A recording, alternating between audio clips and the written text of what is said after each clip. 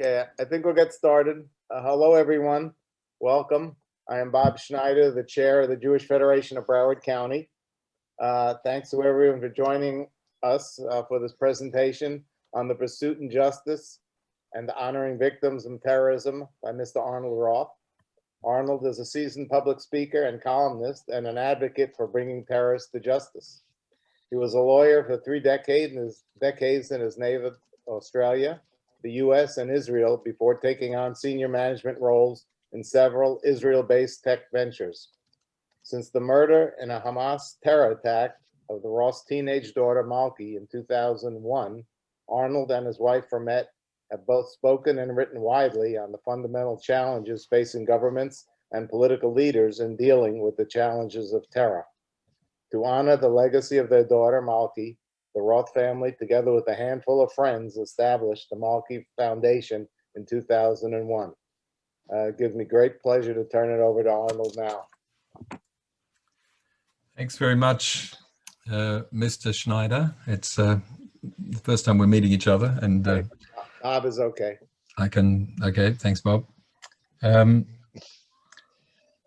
I was just about to get launched, and then I remembered that there's a Yiddish expression that it is traditional to use when you're about to interrupt yourself before you've even started speaking, and it says, which means, before I start speaking, I have to say a few things. So I simply wanted to take the opportunity to thank those who have come together to create an event tonight for me to speak. As you'll hear, I'm quite obsessive about grabbing these opportunities, and I need them desperately. So my sincere thanks to the Jewish Federation of Broward County, to JAFCO, the Jewish Adoption and Family Care Options, to Israel Children's Action Network, about which I know a few things, Torah Academy of Boca Raton, and Chabad Central of Boca Raton. And I also want to thank Ron Simon and his consort Demi, who's here tonight, and to say about them that they are about as special a couple as any I've ever met anywhere, and it's a real pleasure to see their smiling faces here tonight, and look forward to seeing them back in Jerusalem, where we enjoy their visits. I'm glad to be here tonight because there are 2 public dimensions to my life, and I want to expose both of them to you in the approximately 3.5 hours that I was promised our event was going to go this evening. And if it doesn't go that long, you'll forgive me. One concerns a painful and turbulent pursuit of justice, as the title of my talk suggests, and the other is about the life of my daughter Malki, the first of my daughters, and what's been done these past nearly 20 years to honor and remember it.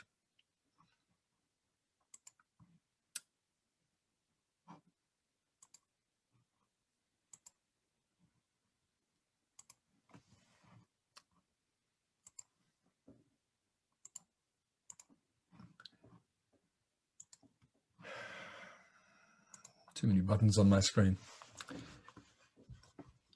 Speaking face to face with real people is one of the few ways my wife Fremet and I have of informing the general public of the distressing things to which we're exposed as we pursue justice. It's an overused word, justice. People often mean some abstract concept when they invoke it.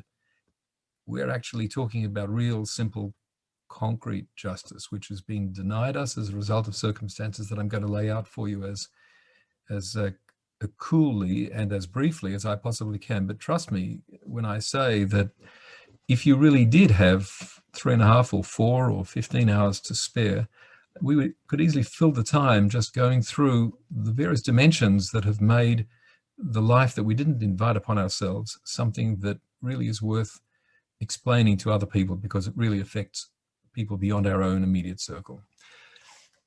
A Jordanian woman, Ahlam Tamimi, whose face I am not planning to show here, is today the most wanted female fugitive alive.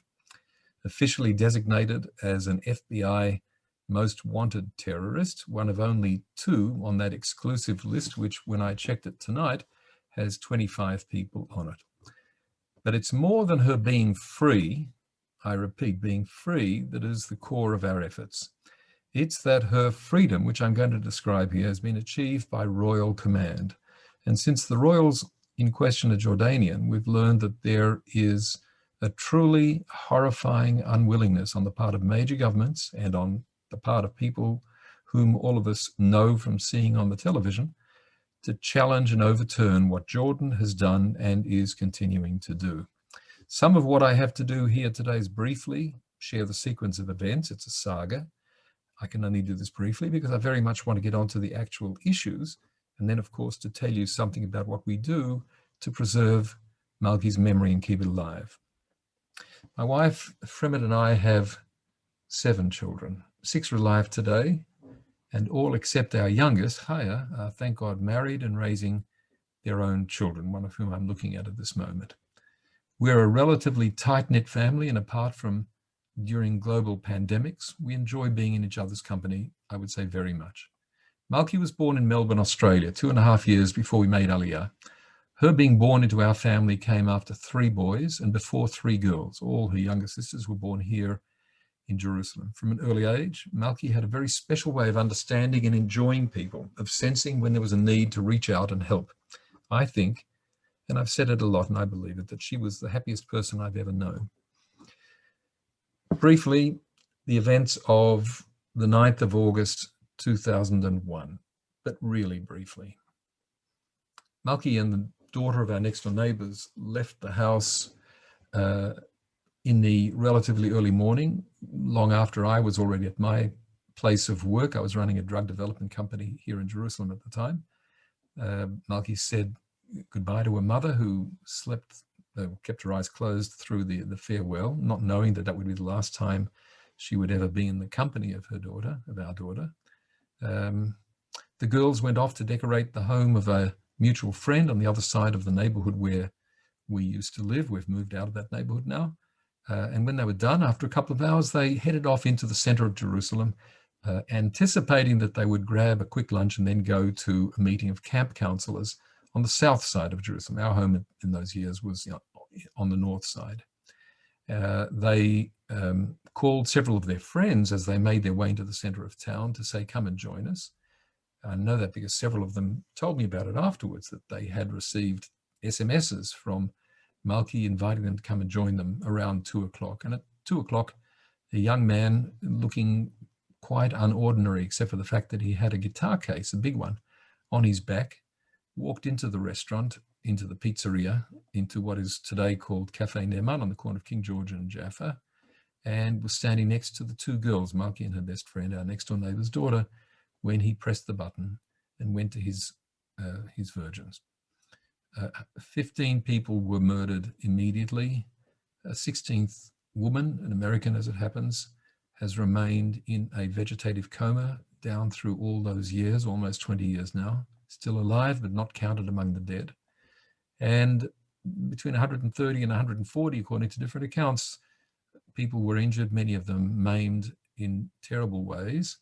Several of those Americans as well. As you'll hear in a couple of moments, I'm mentioning Americans for a specific reason and not because there is some way of making a distinction between one victim and another victim. An awful day ensued. I was at work when my wife phoned me, screaming into the phone, saying, can't reach Malki. There's a report on CNN that there's been an explosion and I'm trying to reach all the other children. Ultimately, after I rushed from my office to go home and tried to hold the fort while my wife was out at one of the hospitals, together with our next door neighbor. They bumped into each other on the street and realized they were both interested in the same thing. Where is my daughter? And the daughters were together. They went to one of the hospitals. They separated there. Fremit came home not long afterwards without any result. And a couple of hours after that, one of our neighbors walked into our apartment to tell us that the next door neighbor's daughter was named as the first of the people murdered in the massacre. And of course, it didn't get better after that. It got worse. It got worse and worse. But it wasn't until 2 o'clock in the morning when the 2 older sons of our 3 sons, armed with a social worker, went down to Tel Aviv, to Jaffa, to the National Forensic Laboratory in Abu Kabir, which is on the edge of Tel Aviv, actually in Jaffa. And at 2 o'clock in the morning, exactly 12 hours after the bomb, they phoned home and they said that they'd found their daughter and that chapter of our lives was over. I'm saying this in a fairly dispassionate way, as you can imagine, not because I feel dispassionately about it, but because sharing with you the turmoil that all of this brings forth is never a good idea. Watching somebody else in a difficult emotional situation, particularly an emotional situation that stems from something that no one can do anything about and that is continuing until today, is an unrewarding experience. I've learned that from speaking to enough groups. So what I want to say more about what happened with that process is that I don't have much memory of it. We buried Malki the next day, which was a Friday. There were 15 funerals in Jerusalem that day of victims of the handiwork of the bomber. We didn't give much thought at all to who did this. It was clear that in the general sense, it was the terrorists, and that Jerusalem was heading into a very dark chapter, as was the entire community of Israel. We sat Shiva, we got up from Shiva, life went on, and some weeks later we became aware through our television and then through our newspaper of who was arrested and what the charges were. And I say it in that odd way because at no stage from the day that we lost Malki until the 17th of March here in Jerusalem, in other words, today, has anyone from the government of the state of Israel ever made contact with us to tell us anything about anything. And whatever we've learned, whatever we've done, has involved entirely our own resources. Again, I say this in a fairly unemotional way, and I also want to assure people here on this call that I'm a passionate Zionist, and I think that I would say of my whole family that we love Israel, we're glad we're living in Israel, it's our home, it's where we want to be. But there's lots of room for saying that there are bad decisions taken by people, generally politicians, that we don't have to reconcile with. It's enough for us to say these were bad decisions. There are lots of bad decisions in our story. Fast forward from 2001 to 2011. By this time, we've already seen that there is a woman who planned the massacre. She's a Jordanian citizen. She was young, 21 years old. She was a part-time newsreader on a Palestinian Arab television station. She rushed from the center of Jerusalem on the day of the massacre, immediately afterwards, leaving the bomb. I use that word advisedly, the bomb, a human being with an explosive guitar case, to die. She got back into a share taxi to go back to Ramallah. And from there, she went to her evening job, which was to read the news on a television station that doesn't exist anymore called Al Istiqlal. And there, and I have photographs to prove it, even video, she reported with a perfectly straight and serious-looking face on a massacre that took place in Jerusalem some hours earlier, resulting in the deaths of numerous Zionists and a few other colorful expressions, without ever indicating to anybody that, in fact, she was the bomber. I don't know whether an experience like that has happened to anybody else, ever, anywhere. Newsreader is the news. She was herself the news. Fast forward 10 years means that she's already been tried and convicted and sentenced to 16 terms of life imprisonment, with a recommendation from the panel of 3 judges that she never be released, never be considered for parole, never be included in any political deal because of the spine-chilling nature of the evil that the judges discerned in her testimony and in the presentation of the prosecution. But all of that was forgotten when the Israeli government made the decision to release 1,027 terrorists, more than half of whom were murderers. This was never said to the Israeli public, has never been said up until today, in exchange for the life of a hostage, Gilad Shalit. The country very much wanted to see Gilad saved, brought back to his family. It was a popular cause. It had support well over 90%. Very few of the people who gave it their support, in my opinion, understood what the real issues were.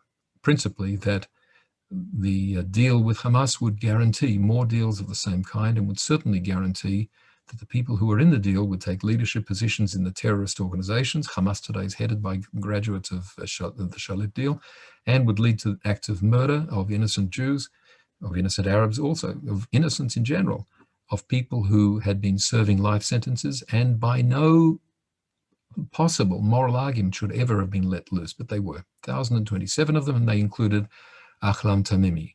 She was unusual in that she was the only one who, on release, was sent, not quite directly, indirectly, to Jordan. She went first to Cairo, where she met with the head of Hamas, Khaled Mashal, and was then flown as a VIP from Cairo to Jordan, where she received a tumultuous welcome at the airport, and then was absorbed into Jordanian society until the point in February, we're now talking 2012, where this depressing, and that's really understating it, scenario arrived at the point where the woman who murdered my daughter, the woman who had laughed at the judges, the woman who had been photographed on the front page of one of the main sections of the New York Times, grinning over what she had done, the woman had been interviewed numerous times during those years by Western and Israeli media. That woman began her own TV program on one of the two Hamas global networks, and I had to watch it. And I was shocked, I was horrified, I was infuriated, and I decided, after speaking with my senior strategic advisor, my wife, that I was going to go to Washington and stand in front of whatever group of senior officials I could possibly get in front of and say, this is outrageous. And I've discovered that there's a law, which I'd never heard of until very recently, I said to my wife, and then I said it to the people in Washington, which says that if there's an act of terrorism that's taking place outside of the territorial United States and involves American citizens, and American citizens are killed, then the United States takes upon itself what I think is probably a unique privilege, but a laudable one, to go after the terrorists wherever they are, apprehend them and bring them to trial in the United States, on the territory of the United States, in accordance with United States law. What I also learned pretty much on the day that I learned about the existence of the law was that it had never once been applied to a case involving Israel, not once. And I'm not sure that there have been many instances of it applied since, but for certain we were the first. The upshot of what I just said is that I went to Washington. I was accompanied by a dear and very capable lawyer with whom I have a close ongoing relationship, both of friendship and collaboration. And we together met with the senior echelon of management in the Department of Justice in Washington, including top leaders in the FBI. They gave us an opportunity to tell our story. They were listening, they were attentive, they were supportive, they looked like they were engaged.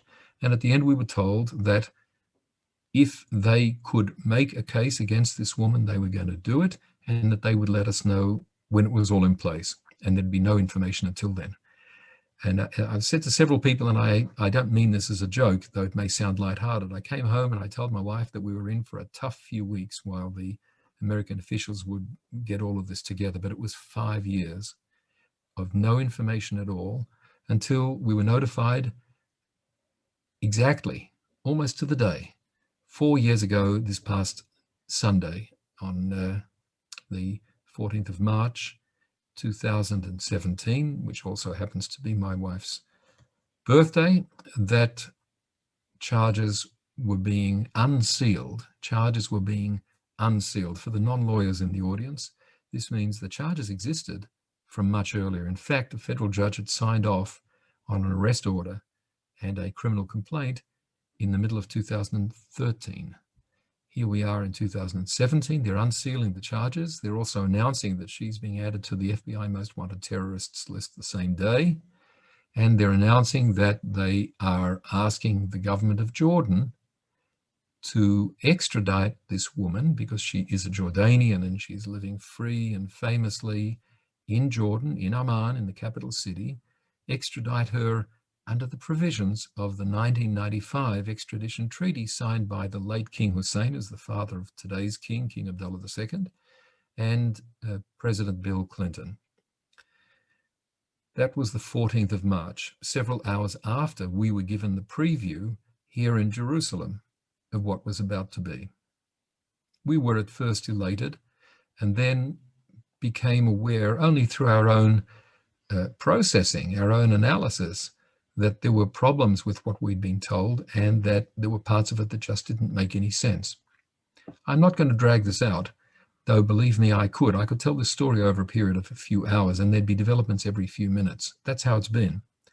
But 6 days later, after some of our questions had already become aching questions, to which in some cases we have not received answers until today from the United States government, the government of Jordan pulled its surprise and convened a hearing, as I understand it, a surprise to the American authorities, of its highest court, the Court of Cassation in Amman. And that court, which is essentially the highest appeals court in the Hashemite Kingdom of Jordan, ruled that that treaty that I mentioned to you a minute ago, the one signed by the revered King Hussein, the father of King Abdullah, who praises his father at every opportunity, and King Bill Clinton, President Bill Clinton, that treaty was invalid from the day that it was signed. And why? We don't need to speculate. The court laid it all out. A long list of one reason. The reason is that the treaty needed to be ratified. Ratified means that some agency, in this case, the parliament, which is appointed by the king for the most part, most of the parliament is appointed by the king, needed to sign off on a document that said we ratify, and they didn't do it. And the court ruled that this means that the treaty is not in effect, has never been in effect for a minute, and we can't extradite this Tamimi woman and go home. Now, what's extraordinary about what I've just described is it has never been echoed by the government of Jordan. If you ask, so Arnold, what does the Jordanian government say about this? What does the King of Jordan say about it? What have the succession of prime ministers of Jordan said about it? The answer is the same. Zip. Nothing. The announcement of the determination by the court was publicized. Associated Press carried it. Reuters carried it. It traveled pretty quickly because the news was so startling. And the government of Jordan remained silent, as they have until the 17th of March 2021, because there's no one asking them, except for the pathetic parents sitting in Jerusalem who are trying to see justice done. No journalist, no political leader. After a long succession of American members of Congress, House members, Senate members, senators, who've made their way to the palace of King Abdullah II and have managed to negotiate their way through a happy visit with lots of photographs and never raise the subject of Ahlam Tamimi and the thwarted extradition. Now, there's a lot more of the detail, but if I dwell into it, I'm going to lose my way and we're going to run out of time. So permit me to apologize for pushing ahead, but I'm really trying to get to a point where I can say more about Malki and less about her murderer. Over the course of the following years, 2017 through until today, we've seen some really disturbing and some really uplifting events take place. I would put in the category of disturbing very brave statements made by the then leadership of the United States Department of Justice, announcing the unsealing of the charges and saying, in effect, we will never rest until we bring this woman to justice. And then, after a year or two or three go by and the pathetic bereaved father from Jerusalem, which is a reference to myself, makes contact with those people, I learned to my great sorrow that none of them want to talk about it, none of them have anything to say, and none of them have any explanation for why this woman continues to be free, and no one wants to raise the subject in discussions with the Jordanians. This gets even more bizarre because at a certain point there are people in the US Congress who come to our support, come to our aid. At a certain point, letters are sent to Jordan's ambassador in Washington by members of the Congress. Reasonable and reasoned letters that make very valid points. What do you say about harboring a murderer of 15 children and a 16th woman who's been unconscious through all these years and has never seen her little girl grow up and become a mother herself? What do you say about all of those injured? What do you say about the notion that you've turned a malevolent, hideous woman who is driven by hatred and doesn't hide it. On the contrary, it's the face that she shows all the time. You've turned her into a celebrity. She has her own TV show. Wherever she goes, she's hailed. She speaks to school groups. She travels all over the Arab world. At least she did until 2016. She writes columns. She's a celebrity in every sense of the word. What do you say about that? Well, I'm here to tell you what they say about that, starting with the ambassador of Jordan in Washington. The answer is, did someone say something? Nothing. Absolutely nothing. Now, this all starts to become a little more concrete in very recent days.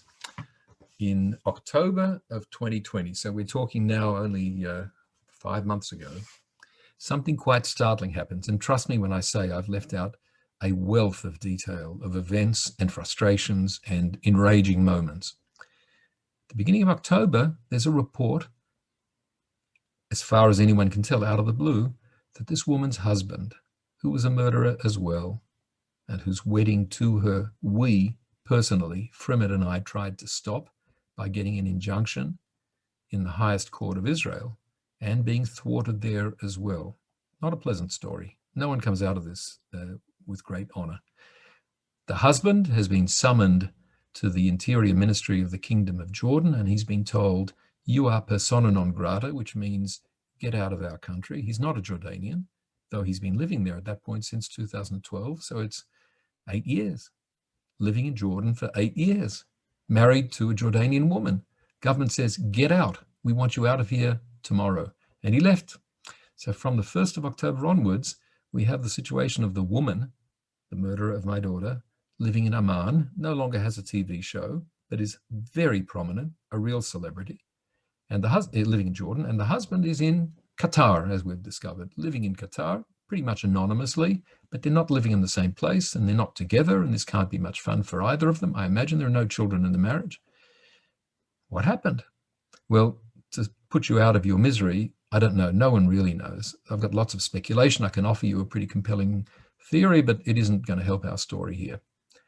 Then she disappears. But I mean disappears, has gone from being a high-profile individual to being a no-profile individual in Jordan. That changed 4 days ago, because on Thursday of last week, the husband in Qatar turned to journalists with an important announcement. What he said was, the lawyers for my wife have succeeded in persuading Interpol. I'm going to explain what Interpol is, because almost everybody gets it wrong. Persuaded Interpol to take my wife off the red notice list. The red notice list is something that a lot of people know about. It's mostly, as I understand it, used in situations where somebody has absconded with the children of a broken marriage, and the lawyers for the wife or for the husband run to Interpol and say, put out an alert, red notice, so that whatever country the husband or the wife, whoever's done the absconding, turns up in, they won't get into that country. They'll be arrested as they try. That's the process of the red notice. What we learned on Thursday is that the woman who was on that red notice list, which we certainly knew all about, has been taken off it by a decision that we don't really understand. It is a huge story in the Arab world. It's not that great of a story in the United States, and it's a very minor story here in Israel, but it actually represents the opening of an important new chapter. If you look at the Arab media, the reports all have a triumphant tone to them. Look what we achieved. Finally, justice has been done. She doesn't have to hide. She can travel wherever she likes. The Zionists have been defeated. Now, you won't find those exact words anywhere, but the sense of what I've just said is really everywhere.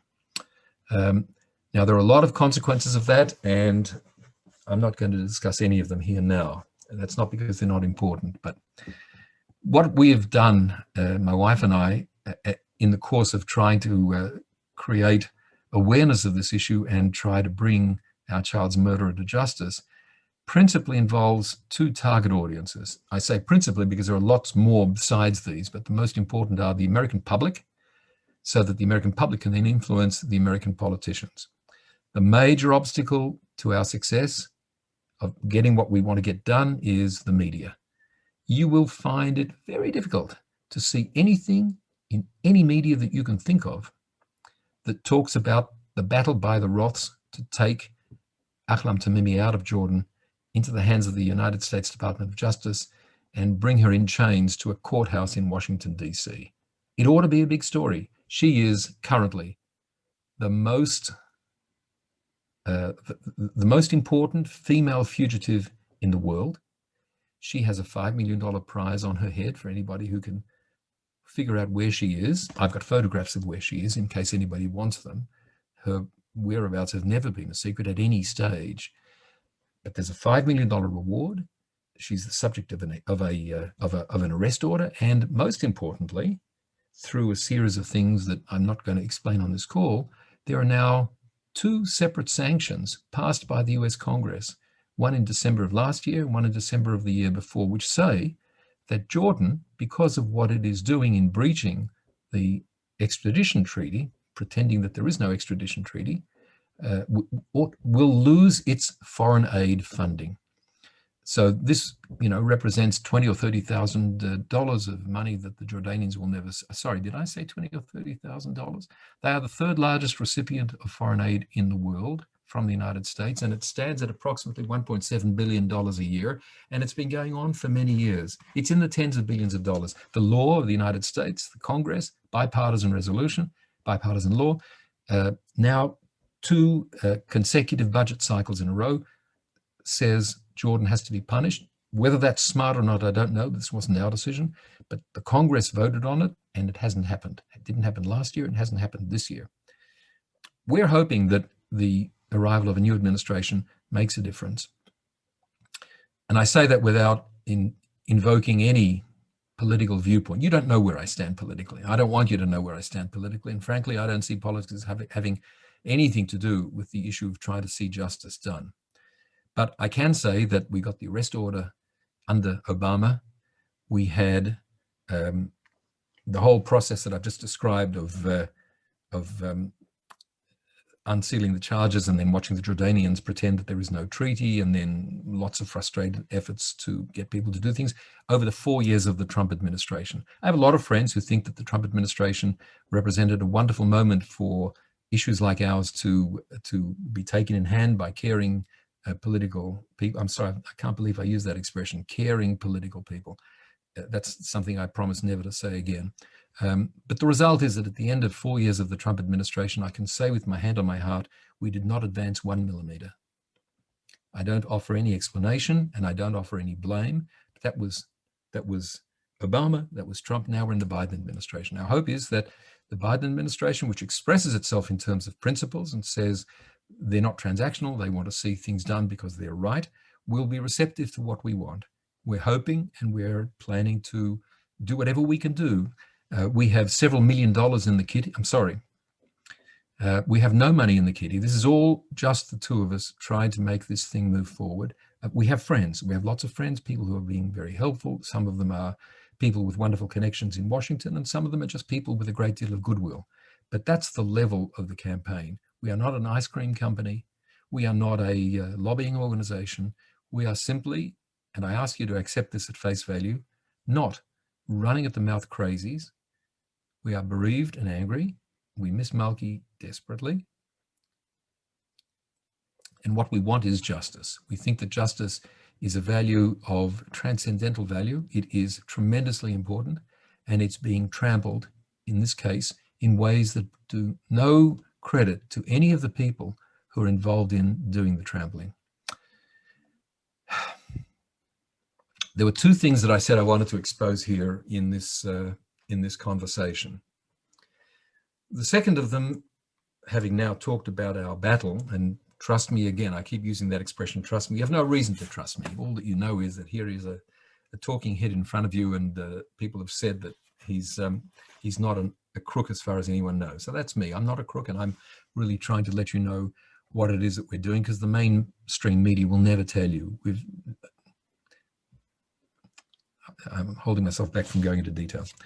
But the other part of it has to do with Malki. We took a pledge I actually said this to people around me at the time, we won't allow Malki to become a statistic. Now that probably sounds a little empty of meaning to people unless you've actually gone through this process, but it actually means a great deal.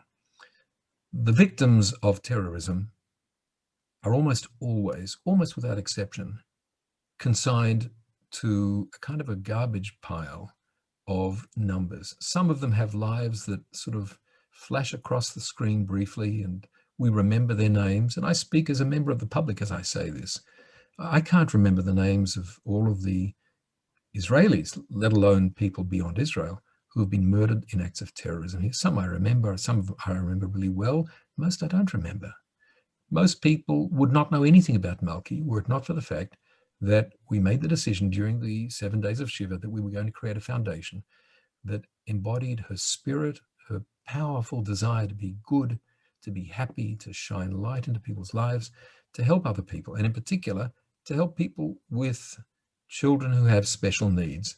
I'm sorry, I have to repeat myself again. I could talk for the next 4 hours about the things that Malki did in her life to help children with special needs, and how clearly she mapped out she laid out a roadmap for things that we never, ever, ever, ever wanted to do, but that we're now doing already for the last 20 years, 19 and a half years. We have a youngest child who's now 26 years old, almost 26, who is blind and disabled in the most profound ways, needs care around the clock, and to whom my wife is totally devoted and supported by me. Malki was deeply engaged with her youngest sister in ways that didn't make sense, given how young Malki was and given how frustrating and difficult it is to deal with a child who doesn't communicate. We've never heard Malki say a word. When she smiles, it means she's about to have a seizure. When she's happy, she sticks out her tongue from the side of her mouth. And the only time we see that is when she's in the pool getting hydrotherapy, because then her body isn't weighing her down. But she walks with Frimet's help. She walks a little. She feeds herself a little. There are things that she does that everybody, which means the doctors, told us it'll never happen, hand her off to an institution. And that gets us to the point of the Malki Foundation. Malki Foundation was a concept that we talked about on the floor, in the room, during the Shiva. I don't know if Tzvi, my son who's in the screen here, remembers all of the details, but it's all pretty much engraved in my mind. We talked about wanting to do something that just captured what Malki did, what she was. And it all had to do with simply giving support to families pretty much like our family. We didn't invite upon ourselves the challenge of having a very disabled child, having wars with doctors, having fights every day of the week with the insurance, with the health funds, Kupot Cholim, with the people who make medical policy. We didn't invite this. We simply found ourselves in that situation. What are you going to do? Fight all your life? So we fought. We did really well. We got what we needed. Essentially, what we wanted was, we want to have our child at home, and don't you dare tell us that you will only provide support if she gets institutionalized. You have no business telling us that we have to institutionalize our child. We won't do it. So we had that battle and we won it in modest terms, and then Malki was murdered. And we decided that in Malki's name, what we wanted to do was to stand with other families who perhaps would not have quite the anger that we had, but had the same passion for wanting to give their child with special needs the best solution that they could offer with their own resources, not to hand the child off to someone else to care for the child, but to do whatever they could in the home, because the home is always going to be the best environment if it can be made to work, to provide equipment so that they would never have to hand the child off because they don't have a bath insert or a walker or a stander or a toiletry device. That's what we decided to do. And that's what, over the next few years, we set up. Malki Foundation got started in 2003, the beginning of 2003. We raised money right through 2002. And then we got started a partnership with a large lending organization called Yad Sarah, which we've now ended. And we're in the course of replacing it with another, our choice, and a program in which we provide the funding that enables people to make the decision to have as many non-medical therapies for their very disabled child as they choose, as they want. I'm trying not to sound obscure, and I'm also trying to finish in the next 3 minutes. When I say non-medical therapies, I mean specifically speech therapy, physical therapy, occupational therapy, horse riding therapy, and water therapy. Those are the 5 therapies which, taken together, we have funded to the extent of about 55 or 60,000 therapies over the last years. And I say with my hand on my heart, of course I don't have my hand on my heart, but that's what I mean, that every one of those therapies would not have happened if it were up to the Kupot Cholim, the various health funds. Because what we say is the health funds have more money than we do, and they have the primary obligation. We step in when the family gets a refusal.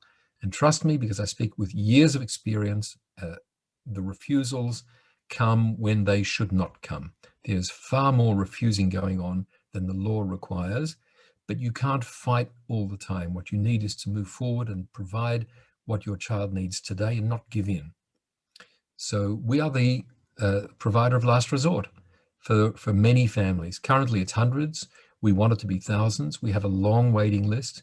Our problem is, and this is not an appeal, I say that again, this is not an appeal. This is my effort at letting you understand what we've done in Malki's name so that you will remember Malki, so that I'll be able to stand up in front of another audience and say, there was a child called Malki and she's not here anymore. And we want to do the things that made her happy and that created benefit for a lot of people in the world. But we need money. We absolutely need money. And it's the central preoccupation that we have. We have a long waiting list, as I said. We have terrific programs. Nothing that we do is done by anybody else. And we do it in an extremely efficient way. And we're a wonderful organization. I say that because I'm not one of the employees. I'm a non-executive chairman. I have never taken a penny from the organization. Our child has never gotten support from the organization because it would be a conflict of interests. It is run on lines that we consider to be ethical, and I offer it to you as a worthy candidate for your support. And I want to thank in particular Ron and Denny for the support that they from Boca and from Southern Florida have given us over these years. I want to wind up now by letting you know what we expect from you. Those are provocative words and I don't actually mean them as I said them, but everybody can help us in various ways. One of the ways is that we have a petition. It's been going for a long time. You'll know that when you look at the petition and it says, please, Mr. Pompeo, what we want you to do is, Mr. Pompeo ignored us from the day he came into office until the day he left it. We ran a full page, a third of the page on the front page of the Jerusalem Post on the day that he was in Jerusalem in November, and we're still waiting for the call to come. It's not a political statement. It's just a statement about politicians. We have no time for politicians. We need good things to be done, and we need them to be done by ordinary good people like the ones I'm looking at this moment. So we have a petition. It's at change.org/extradite Tamimi. And if you don't remember those words, just remember the words extradite Tamimi on Google, and Google will take you there. And we need a lot of thinking about who do you know who's in politics? Who do you know who's in the Congress? Who do you know who has influence? I'll tell you now that your governor, Ron DeSantis, was terrifically supportive when he was in the Congress. I personally spent time with him. He gave me the great honor of being able to speak to the committee that he then chaired, the House Oversight Committee on National Security. We need as much support as we can get. And let me also say, and I say this because I'm talking to people who have no way to know this unless I tell it to them, we've been almost totally shut out by the Democrats for the entire period that we've been trying to do things. This is certainly not about politics. No one knows how Malki voted because she died at the age of 15. I'm not an American. And my wife, no one knows which way she votes. It's nothing to do with politics. It has to do with interests. And once you get involved in trying to unravel what those interests are, it's a depressing story. And I wish it were more straightforward and more honorable. But we need support in the Congress. We need support in the media. We need support so that we can move the needle, move public opinion in the United States. It's an important time for us now. I'll just signal to you that in between 2 and 3 weeks from now, we hope in the week after Pesach, depending on what happens, we hope to make a big announcement. We sued the government of the United States in November, and we now have a settlement. I'm not going to go into any of the details, but it'll be startling. And when that happens, we hope we'll get some momentum. And with the momentum, we hope to move things, hope to move towards, well, essentially, pressuring the people who are keeping this woman safe so that she is handed off to face trial as she is obliged under law in the United States. At this point, I want to thank you for your attention. I want to say to you that the next time I come to Boca, it is going to be a 4.5-hour presentation, and it's going to be all about how we got Tamimi into prison. At this point, there are 3 people here, and I don't know them, but I've got their names, and I'm going to call upon them in the order in which they appear on this page. And I'm inviting them to make comments and or questions. And then if there's time, I hope that there'll be other questions from the group. So Sarah Franco, the Executive Director of the Jewish Adoption Family Care Options. Are you in the room? I see you. There you are. I am in the room. Hi, Arnie. Thank you so much for sharing your story. So I have a lot of different questions, but I guess the thing that's foremost in my mind as a social worker doing a lot of the same work that you're doing with your foundation, I guess my heart goes out to you and your family and all that you've been through and how beautifully you're also taking care of your child with special needs. So I guess my question to you is what are you doing and what does your family do to make sure that you're taking care of yourselves, and how do you, other than your love for Malki, of course, where do you get your strength and your support? Did someone say you could ask a question like that? I don't have a very good answer for you. I can only say that thankfully we're blessed with a family that is functional. I don't remember if I said it here, but I say it often when I speak. We love each other, but we also like each other. And so there's a lot of mutual support, and you can't do anything without mutual support. We have always had a pretty clear-eyed view of where the enemy is and who we're up against. It's easy because we're surrounded by enemies, and the enemies are people who want children with disabilities to be put into institutions because there's a lot of money in the state of Israel. It's one of the last remaining civilized countries in the world where the government will put in colossal amounts of money without any conscience to support institutions that put children into an institutional setting on a wholesale scale. My wife calls them industrial warehouses, and she's right. So we have lots of enemies, and if you've got lots of enemies, you end up being very close to your friends. So my friends are my wife and my children and my colleagues, and there is a lot of support. It also helps that we are quite sure that we're right, and that even though we're experiencing one reverse after another, I just need to take a sip, excuse me. Those reverses are always capable of being re-reversed, and we're in it for the long haul. It's a little bit like that moment in the Mickey Rooney. I'm looking at the audience. There must be 1 or 2 people here who remember who Mickey Rooney was. So Mickey Rooney was in a movie called Boys Town. And Boys Town was famously about an orphanage where a kid turns up one day at the front door, and Spencer Tracy, who was in those days a priest, meets him at the front door, and the kid says, "We'd like a home. I've got my brother on my back. I'm carrying him. I've been carrying him for the last 5,000 kilometers." And Spencer Tracy says, "Well, that must be very hard." And he says, "He ain't heavy. He's my brother." That's the line. He ain't heavy. He's my brother. We're not doing this because we're trying to get, I don't know, a grant from the United States, or be appointed as ambassador, or be given an American car. We're doing it because we want to see justice done for a child who was murdered, and about whom there has been nothing but injustice from that day until today. Trust me when I say it's a powerful driver, and we won't be giving it up till we succeed. So thank you for your fine questions, Sarah. I'm embarrassed to give you such an inadequate answer, but you've put your finger on a really sensitive issue. Israel Children's Aid Network, I've got 2 names here, Debbie and Frank Gober. I think, Debbie, are you in the room? I guess not. Okay, so then the next question, Rabbi Glazer. I'm here. I had to unmute myself. Please go ahead. Sorry. Well, First of all, I remember our delicious lunch that we had a year ago this past January. I recognize you. You're standing at the Kotel and it's sunny over there? That's unbelievable. I'm in Jerusalem. Can you imagine? Actually, Incredible. this is Frank and I hope to get there soon again, and then we will meet again with you and Debbie. Terrific. Please give her our best. And I know the Simons and us are itching to get back to meeting with you. So I'm going to go, first of all, you know, you impressed us so much, especially with my field of work, also in physical therapy.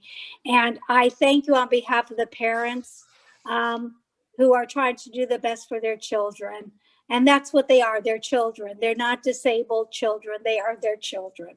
So thank you for doing that. I'm going to go a little political and ask you, how can the U.S. and Israeli help stabilize the existing Jordanian government and at the same time encourage them to renounce the radical ideologies, especially this absurd support of terrorism? We've got to change that. So how can we do that? The challenges begin when you recognize that the Kingdom of Jordan is 70, 80, or 90% Palestinian Arab. The numbers they're not in my control, and I try to reflect numbers that I think make sense, but it's not 20% and it's not 60%. And the pressures in Jordan are whatever the king says they are. The king says, and here I speak with some authority, having really been involved in this for a long time. The king says, push me and I'll fall over. And the state, and you just moved, where are you? Oh, sorry, I'm right here. No, you didn't, it's not you, it's Zoom. Push me and my kingdom will collapse, and then all hell will break loose and China will take over. Well, it's not China, of course, but that's exactly the argument that South Vietnam put forward in the 1960s. And that was what was called the winning dog, tail wagging the dog strategy. Make yourself look as weak as possible, and the Americans won't dare put you under pressure. Now, this is me speaking. I'm no great expert, but it's what I see going on. And what happens as a result is that awful things are going on in Jordan. It's not a free country. It's not a democratic country. It doesn't have a free media, and it has colossal penetration by terrorists. Ahlam Tamimi is maybe the most popular person in the whole kingdom. So, you know, everyone on this call will have a different view on that. And it may be, and it's likely, that people don't agree with me. But what's hard not to agree with is the fact that the United States has treated Jordan with kid gloves, continues to treat Jordan with kid gloves right up until today. And it is completely unwarranted. If you only look at it through the lens of what I offered before, the fact that they are the third largest recipient, the kingdom is the third largest recipient of US foreign aid, and tells the United States, go take a hike on the question of a bilateral treaty that it has complied with down through all of the years, right up until the moment where it was asked to hand over a woman who was famous because she murdered 15 Jews, of whom half were children. That made her a hero. That made her impossible to extradite. So they had to then come up with this whole cock and bull story about how the treaty was never in effect. Sure, it's been in effect. Now go try to find the New York Times, or what newspaper do you have in Florida? You've got newspapers down there, right? CNN is a newspaper. Go try to find some serious news coverage of the fact that Jordan has extradited to the United States every last time that the United States requested, right up to and including, and right up until Tamimi. And for all the nonsense that you'll see, if you get as involved as I am, about how Jordanians say, well, we never extradite Jordanians. We don't do that. That's against our constitution. That's also, it's pure invention. They'll say it because they think that you don't know any better, but it's nonsense. Jordan signed an extradition treaty with Ukraine 2 years ago. It's fully active and effective, and all of the problems that they have claimed exist to make invalid the treaty between the United States, its most important ally, and Jordan, they're self-serving, invented nonsense. I'm sorry, I'm looking for words that won't get me into really serious trouble, because all the words that I can think of are obscene, but it's all one big bunch of lies. Cool. And everyone that I know in the Congress and in the legal arms of the United States government knows it. And the question is, what will it take for them to grow a backbone? Yes, I'd like to ask a question, please. This is Frank. Yes, Frank. You're not in the sun, are you? You look like you are. Okay. given what you said, that the large majority in Jordan are Palestinians, and the king's, basically the Hashemite kingdom was created by the British colonial empire back then. Right now, there's tremendous power in the Palestinians towards Hamas, and Hamas is gaining power, and who knows what's going to happen in the upcoming elections in Gaza. But what do you feel about the power of Hamas and their followers and the Palestinians in terms of the ability to take over Jordan, to overthrow the government of Jordan? It's a terrific question. I don't think I can do justice to it in the time that we have here, but I'll just say one sort of bombastic statement. Tamimi is Hamas. She was the first woman to be recruited by Hamas. By propping her up and giving her the protections that we've seen over this last decade, you would have to say that the king is shooting himself in the foot. There is merit in what you say, and I'll throw it back to you in ways that I've heard real experts here in this country say it. And what I'm about to say is certainly a true statement. The question is what you do with it. The true statement is, we really need the Jordanians, because if you have a close look at what's going on our border with Jordan, the Israeli border with Jordan, the very long eastern border of the country, the really impressive thing is that the Jordanian forces, who are arrayed all along the border, have their guns pointing at the Jordanians, not at the Israelis. And we need that. Now, you could make a lot out of that statement. I'm sure it's factually correct, but I think that it leads to very unfactual consequences. If the United States, and I'm sorry, I'm sounding bombastic and I'm trying to get out of sounding that way, but I'll stop at the end of this sentence. If the United States wants to have a strategic ally that has the character of Jordan, then it has to be clear to both parties who's the boss. That message is lost today. This is the tail wagging the dog. You have the Jordanians, who are weak, who are totally dependent, and who might fall. It's true, they might fall. But what does that mean? Who are telling the Americans what to do. The result is that the Speaker of the House of Representatives goes and cuddles up to the king repeatedly, refuses to deal with this issue, refuses to mention it. The head of the Armed Services Committee. There's a long list of people I could refer to, because I've written about all of them.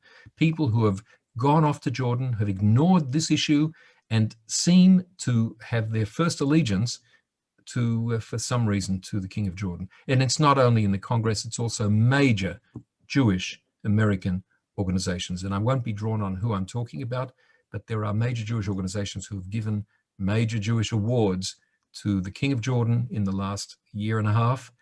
And in my opinion, it's a disgrace. It's not American, it's not Jewish, and there's something really wrong.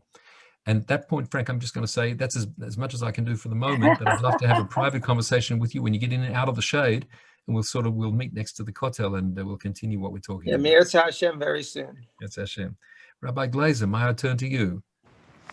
Thank you so much. And again, just to echo the thoughts everyone else said, is that really appreciate you sharing this intensely personal story and everything, and really want to commend you on everything you've done over the last 20 years, really to have the wherewithal and the dedication to not only to pursue justice, but really what to me is personally inspirational is the fact that you've, like you said, you've taken that tragedy where other people get frozen and fall into despair. You've turned that despair, what could have been despair, into hope for other families and other children, and that's really inspirational. And I really want to know, I represent a school of 500 children.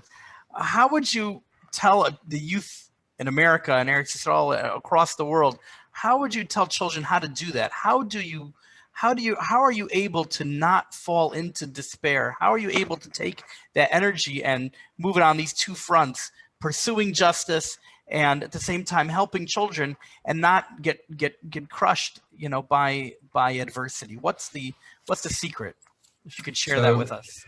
Again, I've got to say that the curse in my life is that I'm confronted with terrific questions and all I have is pretty mediocre answers.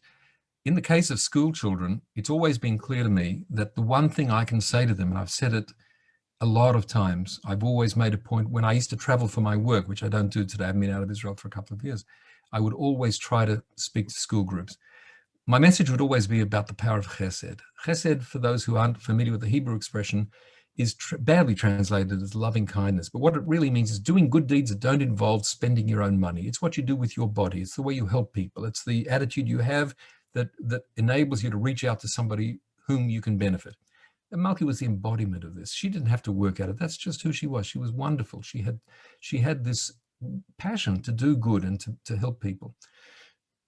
Chesed is not just something that you get a gold medal for. It's something that actually enriches your life.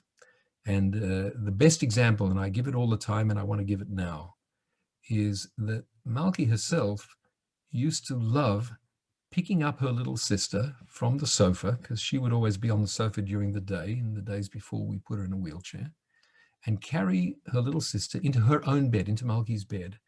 Now, there was never any communication between them. Chaya, our youngest child, Chaya Elisheva, has never spoken, never a word. And she's blind, and she can't move her limbs.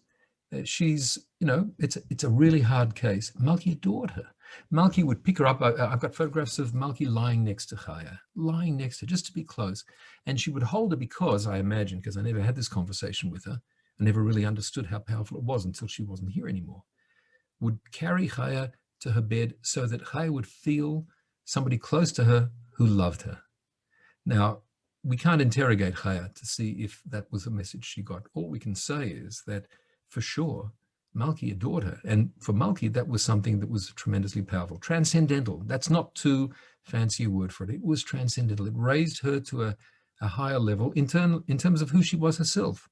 Of course, it also helped her to become a person who was uniquely, wonderfully sensitive to other people. And we saw how that worked when she became a madricha in the last year of her life. A madricha is a youth group leader in an organization called Ezra, which is a major group here in Israel. It's like B'nai Akiva, where she had her own little group of girlies who were nearly all from the former Soviet Union, and they were all basically lost.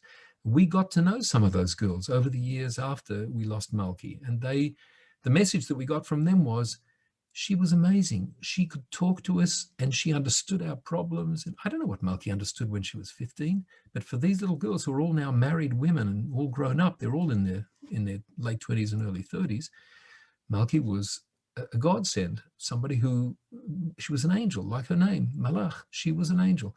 So I talk about chesed. I have absolutely nothing to say to school children about politics or fighting for justice. Those are concepts that make sense to me. They won't make sense to innocent kids. You have to be really embittered and encounter politicians to understand what kind of a bare knuckles fight it is to try to get things done in the political arena. But chesed speaks to everybody, and I also want to say that it speaks very well and builds bridges with Jewish and non-Jewish groups, with people who have to cross barriers of distance between them and among them. It traverses everything. Doing chesed saves your own life and helps build a better life for the people around you. It's a wonderful gift that Jewish tradition has given to the world.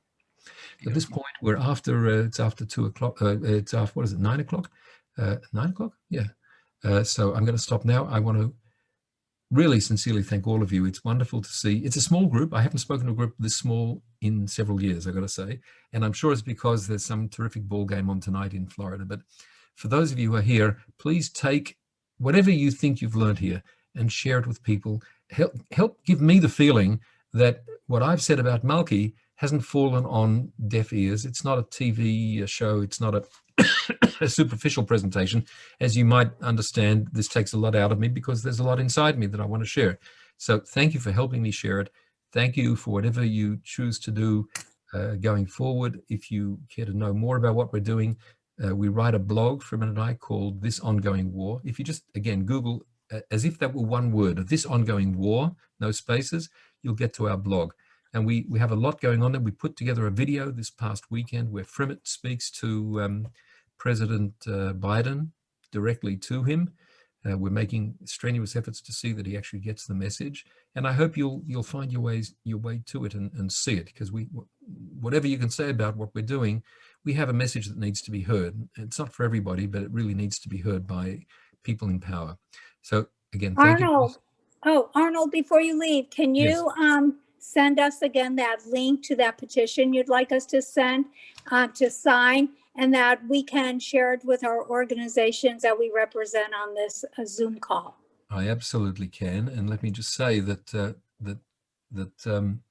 if anybody ever wants to make contact with me, if you find your way to the blog that we produce, This Ongoing War, sorry, it's this one. If you go there, you'll find a lot of ways to communicate with us, and I promise you'll get a response within the same day. So we're very interested in having contact with people. You don't need to come with anything in mind.